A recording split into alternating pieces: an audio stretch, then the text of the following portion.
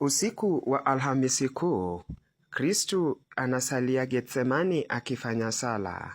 Giza linapoingia, linakuja na mambo mengi. Pale gizani, maadui sasa wanamtafuta Yesu.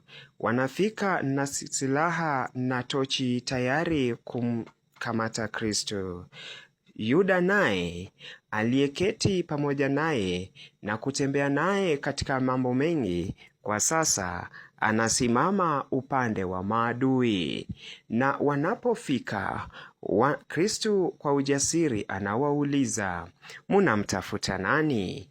Nao wanajibu, "Kristu Mnazareti." Naye anapojibu, "Ni mimi," jibu lake linawafanya wote kuanguka chini.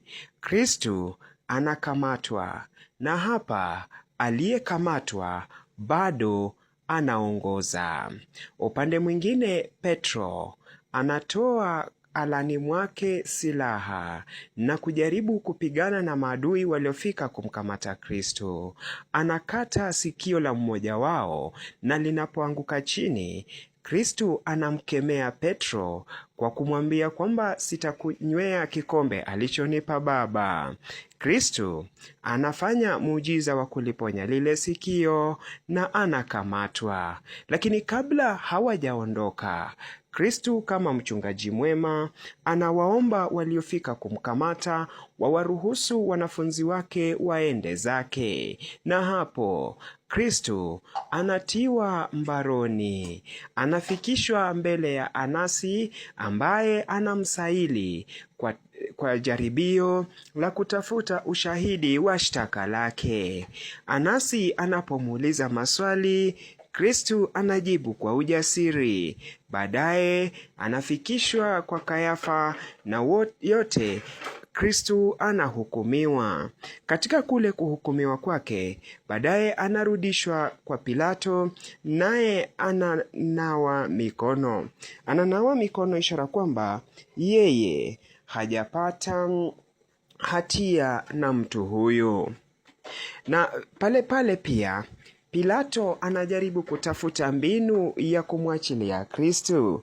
Kwa mfano, nafsi yake tayari inamsuta. Mkewe Pilato alipolala, aliteswa sana usingizini, na anafikisha taarifa hizi kwa Pilato. Lakini Pilato hamwachilii kwa sababu anataka kuridhisha umati, hataki vurugu. Hivyo basi inabidi amwachilie Baraba, naye Kristo asulubishwe.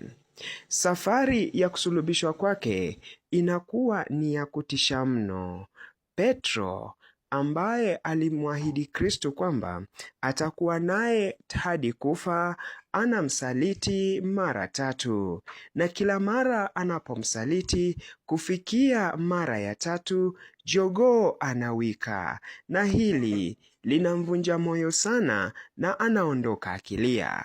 Lakini awali ya yote, kabla Petro hajamsaliti Yesu, alikuwa anaota moto wa maadui. Naye Yohane alikwenda, lakini baadaye alirudi, akajaribu kufuatilia matukio yale pole huku amejificha. Wanafunzi wengine walitoroka, wakaenda kabisa wasionekane. Hapa mambo yanazidi kuwa magumu.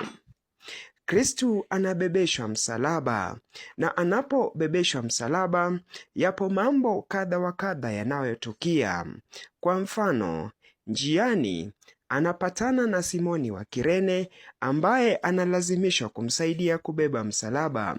Simoni wa Kirene, babake Alexandra, licha ya kwamba hapendi kufanya ile shughuli, lakini anaifanya kwa kulazimishwa. Mwingine ni wanawake wa Yerusalemu ambao kutokana na uchungu wa kimama wanamwona Kristo akiteseka, nao wanafika pale na wanalia. Lakini maneno ya Kristo kwa hao wanawake ni kwamba msinililie mimi, walilieni hao, kwa sababu upanga ni juu yao. Veronika ambaye ana hofu sana, lakini ana ujasiri wa kutosha, anajitoa na kwenda kupangusa uso wa Kristo. Kila mmoja anafanya yale anayofanya, lakini pia Kristo anapata nafasi ya kukutana na mama yake, na mama mtu anahuzunika mno. Mwishowe anapelekwa kule Golgotha na kusulubiwa. Kwenye msalaba anafanya au anasema mambo kadha wa kadha. Kabla ya saa 9 alasiri, giza kukumba dunia na pazia la hekalu kupasuka, yapo mambo kadha wa kadha ambayo Yesu alisema msalabani. Kwanza, alisema, Baba, uwasamehe kwa sababu hawajui watendalo. Hapa Kristo akawa anaomba msamaha kwa ajili ya wale waliokuwa wakimsulubisha.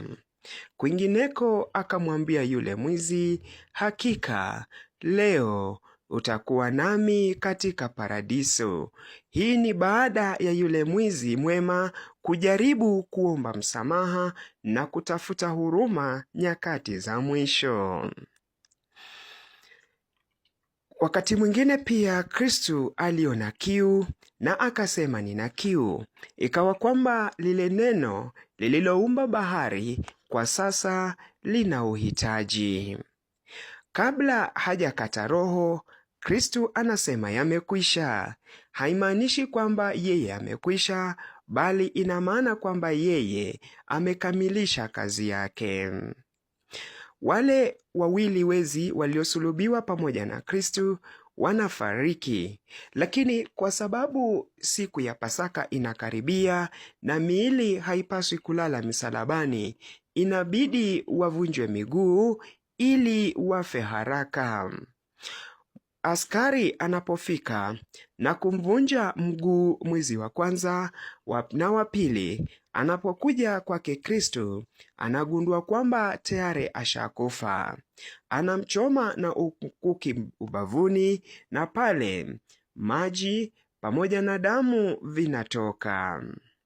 Maji pamoja na damu ni vya kutakatifuza na kuosha dhambi.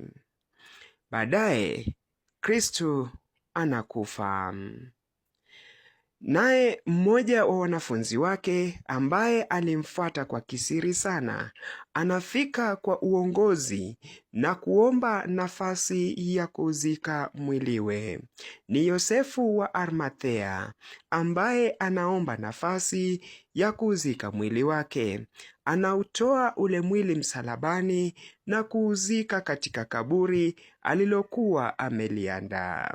Hapa kaburi linapokea yule atakayeshinda mauti.